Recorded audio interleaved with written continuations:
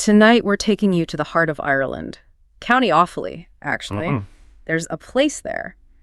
A castle with a reputation so dark, it's often called the most haunted in the whole country. That's Leap Castle. Leap Castle.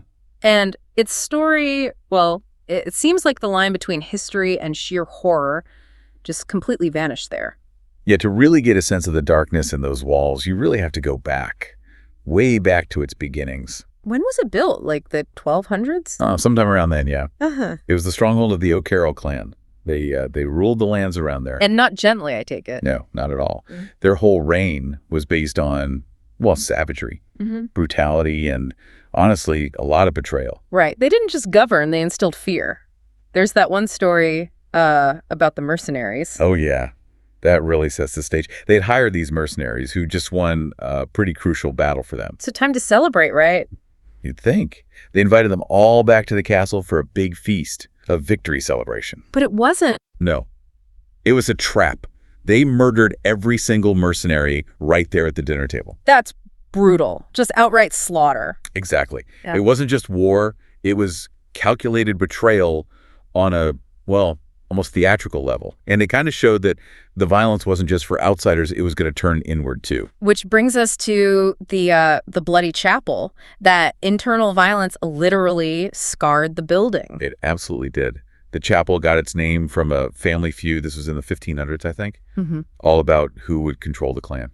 And how did it end? Horrifically. One brother was a priest. He was actually in the middle of saying mass right there in the chapel. Oh, no! Yeah, his own sibling burst in and just ran him through with a sword mid-service. In a chapel, a sanctuary turned into, well, a murder scene. Precisely. And they say his spirit, the priest spirit, is one of the ones seen most often. Where? In the chapel itself? In the chapel, yeah, or sometimes on the staircase just below it. Yeah. People driving past, even now, sometimes report seeing lights on in the chapel window late at night. Strange lights. But the chapel has another secret, doesn't it? Something even darker, maybe. It does. Hidden away in the corner, there's a small chamber. An oubliette. Oubliette. Oh. That sounds ominous. What was it for? Originally, probably just storing valuables. But the O'Carrolls, well, they found a different use for it. Let me guess. Nothing good. No, it became a dungeon. A place where they just throw the dead. Or sometimes people who weren't quite dead yet. Just toss them in, like refuse. It seems like it. A hidden disposal site for their cruelty. Was there proof? I mean, beyond the stories. Oh, yes. Much later, when the castle was being renovated, they cleaned out that oubliette. They removed 3 full cartloads of human skeletons from that one small space. 3 cartloads from one room. Yep. It suggests, that this wasn't just occasional violence, it was almost systematic. Like the castle itself was part of their ritual of death. And that much suffering, well, it leaves a mark. You can almost feel it just hearing about it. It definitely lays the groundwork for hauntings. Let's talk about the spirits people see there. The human ones first, like the Red Lady. Ah, yes. She's Yeah. one of the most famous and maybe one of the most aggressive figures there. What do people see? Consistently, she's described as very tall, wearing a long red dress or gown, and she's always holding a dagger. Holding it how? Raised, like she's about to strike. It's menacing. And whenever she appears, people report this sudden, bone-chilling cold filling the room. Instantly. Is there a story behind her? Who was she? The legend is tragic, as you might expect. She's thought to have been a woman captured by one of the O'Carrolls, Okay. and then her baby was killed. Whether by him or because of the circumstances, it's unclear. But in her grief and rage, she apparently killed herself. And that pain just lingers, manifests. Seems so. That violence seems to fuel her presence. There's a really specific account, actually, from a guest of the Darbys. They were the British family who owned the castle later on. It was documented in the Occult Review. Okay, what happened? This man, he woke up suddenly around 1:45 in the morning. And the first thing he felt was that cold. He described it as an extraordinary cold feeling. The same cold others report. Exactly. Then he saw her, a tall figure, all in red, moving towards him, advancing. With the weapon. Yes, he could clearly make out the shape of a knife or maybe a dagger raised up as she came closer to his bed. Terrifying. What did he do? He managed to strike a match, somehow got a candle lit. The moment the light flared up, She was gone. vanished. He looked around. The room was completely empty. It shows how physical her manifestation feels, but also how volatile it is. And she's not the only one, right? There's another female spirit. Yes, though less is known about her. She's usually just called the murdered woman. What's her appearance like? She's seen, apparently, with very few clothes on, but with a red cloth covering her face. And her appearances are different. Very brief, but violent in sound. She lets out 2 loud, piercing screams. Blood-curdling, they say, and then she just disappears. And people still see her, even now. Apparently so. These sightings haven't faded away over time. Okay, so you have all this human tragedy, betrayal, murder, the horror of the oubliette. It almost makes you wonder, does that kind of intense, negative human energy attract something else, something older, maybe not human at all? Well, that's exactly what seems to have happened at Leap Castle. That brings us to perhaps the most chilling presence there, something non-human, an elemental. They just call it, right? Yes, Yeah. just it. And those who claim to have encountered it describe it simply as the evilest thing in the castle. What does it look like? That's the strange part. The appearance seems to vary a bit in descriptions, but there's one horrifying constant, What's that? the smell. Right. It's always accompanied by this utterly disgusting stench. People say it's like sulfur or sometimes like rotting flesh, overpowering. Sulfur, that has certain connotations. Where did it come from? Any ideas? Well, there's a theory. Some think it might be connected to something ancient, maybe a druidic site that existed before the castle was even built. So predating the O'Carrolls. Possibly. But the O'Carrolls' bloodshed might have fed it or disturbed it.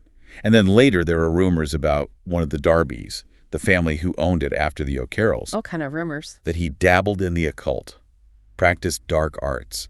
And this was supposedly around the same time those skeletons were discovered in the oubliette. So the discovery and the occult practices might have woken up. That's the speculation. Stirred something ancient and malevolent from its slumber. And the descriptions people give of it, they're pretty specific, aren't they? Disturbingly so. Some describe seeing a creature shorter than a human, gaunt, shadowy, humanoid but warped. Warped how? One account described its face as just inhuman in its vileness. It had these large black holes for eyes, thick sort of slobbery lips, and chillingly, no nose, just cavities. That described like something cancerous. That sounds nightmarish. Absolutely. The witness called the sight utterly awful and gruesome, and again, always with that sickening smell. Has anyone encountered it more recently? Or are these older accounts? Oh no, it continues.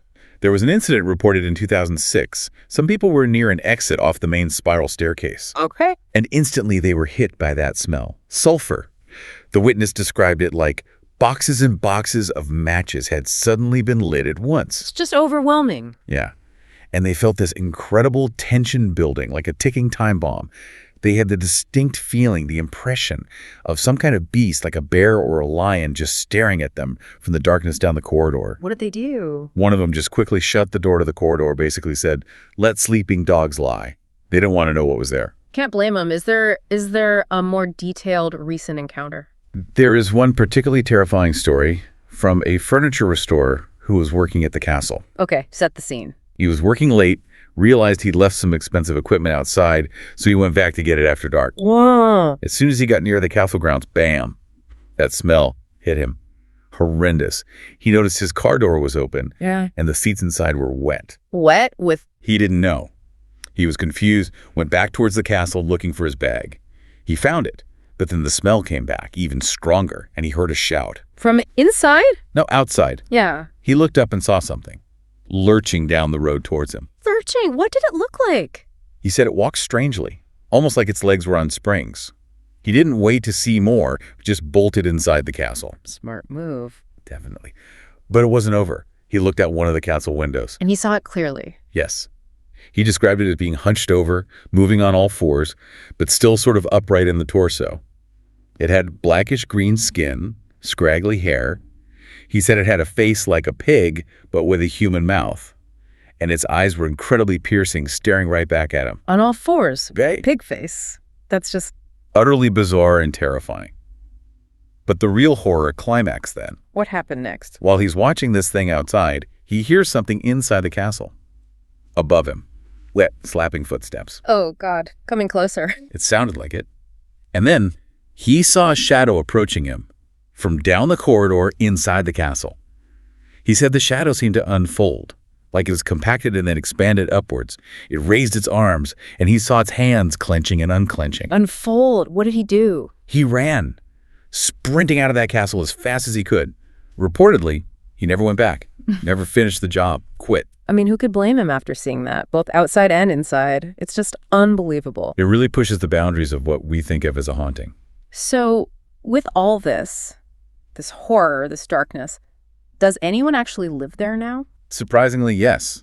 The castle does have a current owner, a man named Sean Ryan. He bought it back in the 1990s.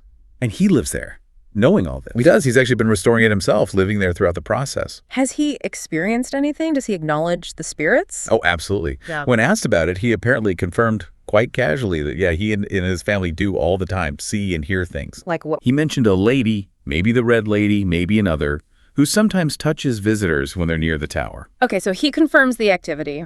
What's his take on it? Is he terrified? This is a really surprising part. Given everything we've just discussed, his conclusion was basically, well, yeah, we wouldn't be here if there was any negative. Wait, seriously? After stories of menacing daggers and pig-faced elementals, he feels it's not negative. That's what he's quoted as saying. It's a remarkably positive spin, you have to admit. Yeah, positive isn't the word I'd use. But setting his view aside, the stories themselves, they aren't just folklore, right? There's consistency. There is. The documentation goes back a long way. And things like those weirdly cold spots people report. I mean, yes, it's an old castle. They get cold. Mm-hmm. But people describe these specific unnatural pockets of intense cold. And the smell. That sulfur or rotting smell seems key. Exactly. That detail, tied specifically to the elemental, appears in accounts over more than a century. It suggests a persistent, specific, dark energy tied to that location. I even smelled sulfur myself when I was investigating a basement area there once, briefly but distinctly. Wow. Okay. So we've laid out the history of Leap Castle, the betrayals, the murders, the oubliettes, and then these apparitions, human and something else. It's a place where the past feels incredibly present, tangible almost. Yeah. And when a place is so steeped in that kind of violence, and maybe even occult practices, you have to wonder, does the line between history, legend, and actual paranormal reality even matter anymore? The fear it generates is certainly real for those who experience it. That seems undeniable. True. The impact is real, whatever the source. Well, thank you for joining us as we shared these accounts from Leap Castle. It's a lot to take in. It definitely is. If these kinds of dark histories and chilling stories fascinate you, please do join our community. You can find more stories just like this one over on Horror Docs. Yeah, please be sure to hit that like button if you found this compelling. Maybe share it with a friend who enjoys a good scare. And definitely subscribe so you don't miss our next deep dive into the darkness. Until next time, good night.